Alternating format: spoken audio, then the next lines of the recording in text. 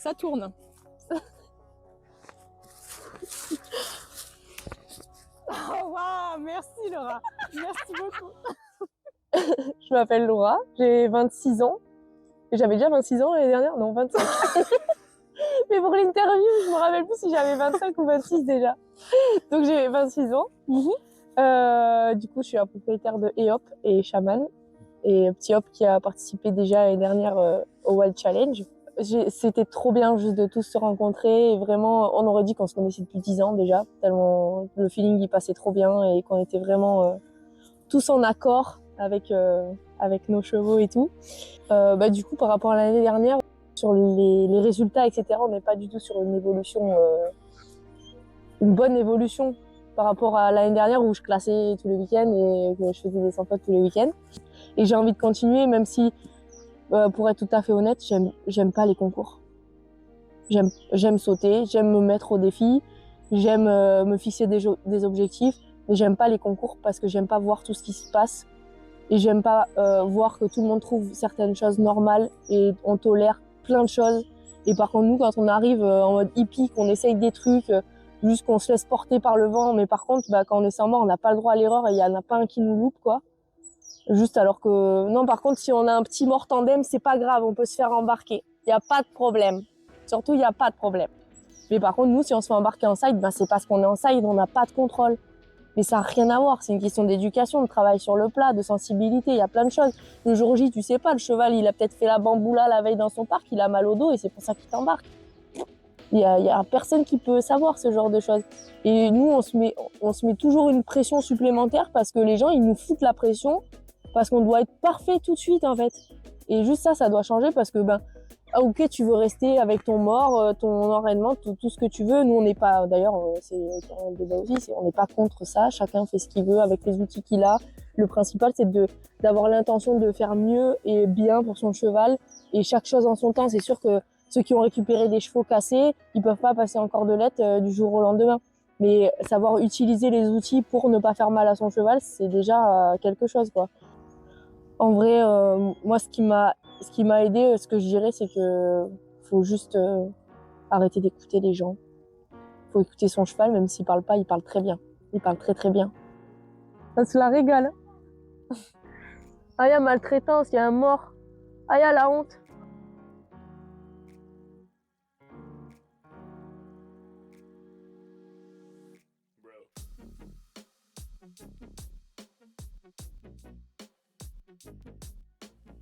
La saison dernière, c'est pas passé comme on l'espérait. Et hop, il a été très très très rétif. Il s'est mis à s'arrêter beaucoup à chaque concours. À la maison, ça se passait très très bien, mais en concours, c'était très compliqué. Il était très inquiet et bon, c'est un poney qui de base ne s'arrête pas. J'étais persuadée que quelque chose n'allait pas. On m'a dit des choses qui m'ont, ça m'a mis un holà direct. Je me suis dit mais je vais où là, je vais où, je fais quoi? On m'a clairement dit de pas lui laisser le choix, qu'il devait sauter dans tous les cas. Enfin, quitte à ce que je devienne violente, quoi. J'ai arrêté de prendre des cours. Je dis on va arrêter de sauter. C'est peut-être juste qu'il a pas envie de sauter, il a plus envie de sauter, je comprends pas. Mais dans tous les cas, c'est rien que je m'acharne. Donc bien entendu, à ce moment-là, les championnats, c'était, je savais déjà que c'était mort parce que quand bien même je faisais une course au point, pour quel intérêt, genre, enfin, ça n'avait aucun sens, ça n'allait pas du tout avec l'éthique même du projet. Enfin, j'allais pas m'acharner à faire sauter mon poney juste pour aller au championnat, ça n'a aucun sens. Et donc on a déménagé.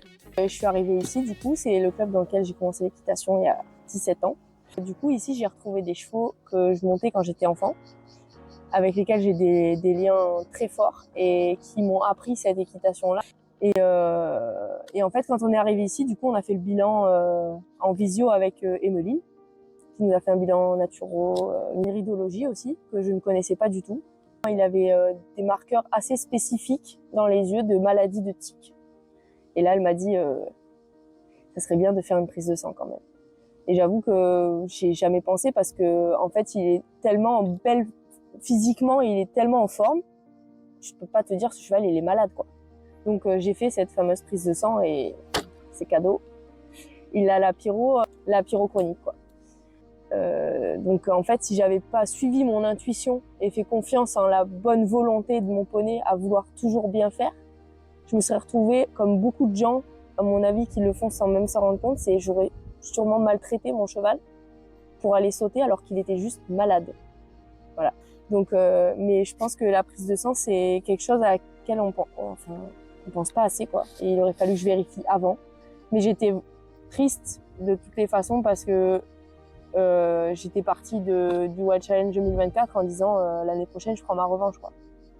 Et c'était l'objectif premier. Et moi, ma revanche, c'était pas aller faire première. C'était y retourner et me corriger et trouver, voilà, prendre plus de plaisir, arriver à corriger mes erreurs de l'année d'avant et finir mes parcours et juste et kiffer, quoi. Voilà, ça a été un peu compromis. Et puis, en fait, justement, des solutions, il y en a. On a trouvé Apolline, du coup. Et je pense que il y a rien qui arrive par hasard de toute façon. Et je vais dire pour l'anecdote, Maëva, elle a fait une com à EOP quand il est arrivé ici. Et premier truc qu'elle m'a dit dans le message, c'est ah et hop, il est rigolo. Il a pas arrêté de me dire le mot hop. En mode, il fait un jeu de mots avec son prénom. Et en fait, à ce moment-là, personne à part nous, dans le groupe WhatsApp du Wild Challenge, savait que Apolline allait participer avec son cheval qui s'appelle Hop. Et il n'y avait que nous qui savions, et j'étais au courant du prénom du cheval la veille après-midi, genre. Donc, c'est lunaire, on dirait de la putain de sorcellerie, genre. C'est arrivé, Apolline, elle est arrivée, c'est pas pour rien, ça s'est passé comme ça parce qu'il fallait qu'Apolline, elle soit là. Malgré le fait que la vie, elle m'a littéralement roulé dessus en l'espace de 8 mois, bah, il y a personne qui a eu un mot déplacé. Au contraire, c'était l'inverse, quoi. Il y a personne qui m'en a voulu. On peut rien contrôler, on est avec des chevaux. La vie, elle change tout le temps. Il y a tout le temps des choses qui changent, des choses qui se passent. Et on peut performer. Bah, quand tout va bien, on peut performer. Mais c'est pas la vie, ça. Tout va bien tout le temps, ça n'existe pas. Avec EOP, j'aimerais bien juste voir ce que ça peut donner avec la maladie parce que je sais pas encore trop comment appréhender. Je vais juste me laisser un peu porter par le flow là et essayer de faire ce qui lui fait plaisir, ce qui me fait plaisir et ce qu'on peut faire tous les deux dans la limite, dans notre limite physique aussi.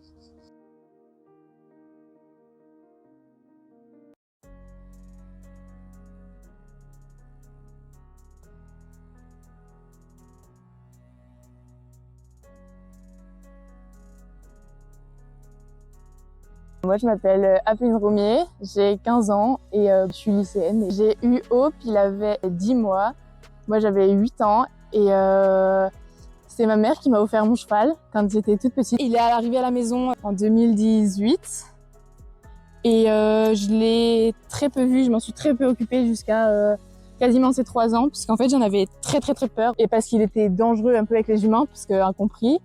Il nous attaquait quand on arrivait au pré. Et donc, on a eu pas mal d'accidents avec lui. Il a blessé plusieurs membres de ma famille, les envoyer à l'hôpital.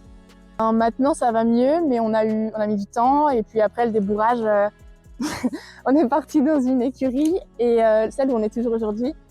Et il ruait dans tous les sens, il s'en mêlait dans la longe, on le lâchait tout le temps puisqu'il était bloqué dans la longe. Enfin, super dangereux.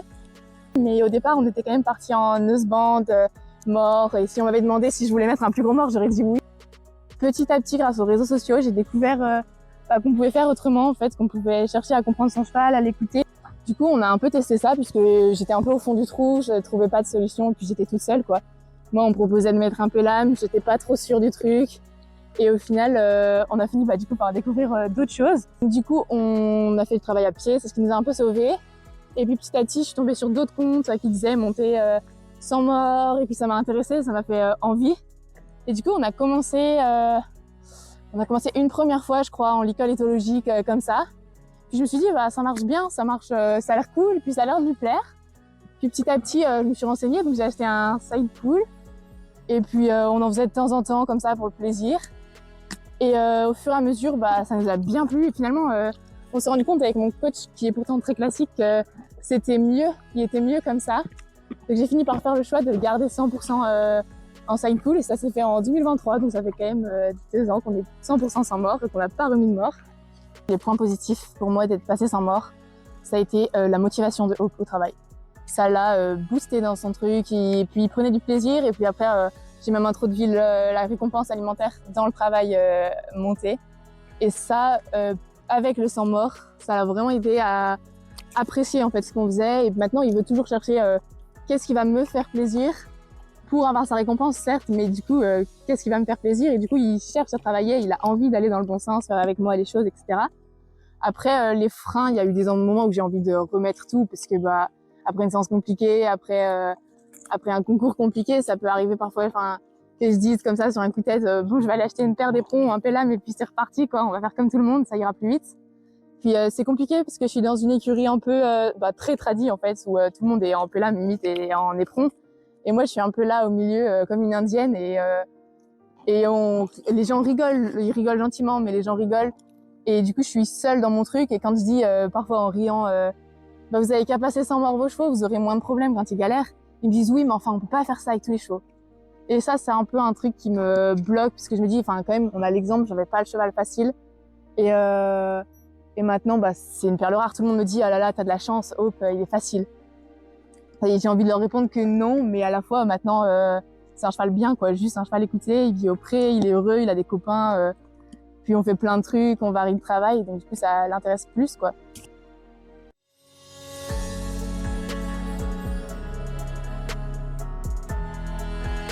Apolline, elle est arrivée, c'est pas pour rien, ça s'est passé comme ça parce qu'il fallait qu'Apolline elle soit là. Elle est arrivée comme ça, les mains derrière la tête, elle a aligné les sans fautes et elle dit « facile ».